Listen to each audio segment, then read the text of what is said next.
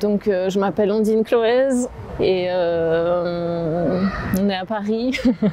J'ai commencé à penser à cette pièce parce que je revenais de vacances et j'étais assez fascinée par l'état dans lequel j'étais, où j'avais l'impression que quand j'étais en vacances tout était mieux.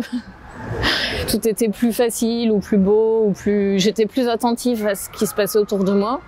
Et en revenant de ces vacances, je me suis dit ah mais j'aimerais bien mettre en place quelque chose pour arriver à me mettre dans cet état sans partir, mais en étant dans un studio et en travaillant à se mettre en vacances et à se remettre dans cet état. Et du coup, qu'est-ce qu'il faudrait mettre en place pour pouvoir décider, bon bah demain à 9 h, je commence, jusqu'à 18 h, c'est les vacances.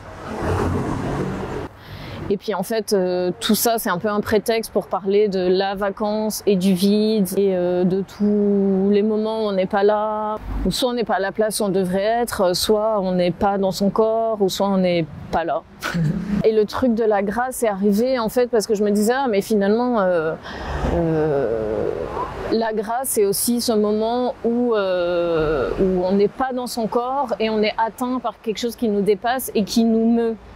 Du coup, on n'est plus les acteurs de notre propre corps ou de notre propre mouvement, mais c'est quelque chose d'autre qui serait plus grand et qui serait à la fois qui est familier à tout le monde, mais en même temps que personne ne sait définir exactement.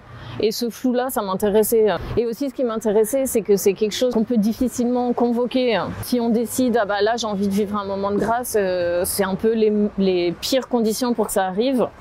Et du coup, j'avais envie de travailler avec ça, de me dire ah bah alors j'en parle et je dis que ça va arriver et je dis que je vais le faire et je mets en place tout ce qu'il faut pas faire pour que la grâce arrive, mais quand même est-ce qu'on peut travailler à cet état-là de grâce ?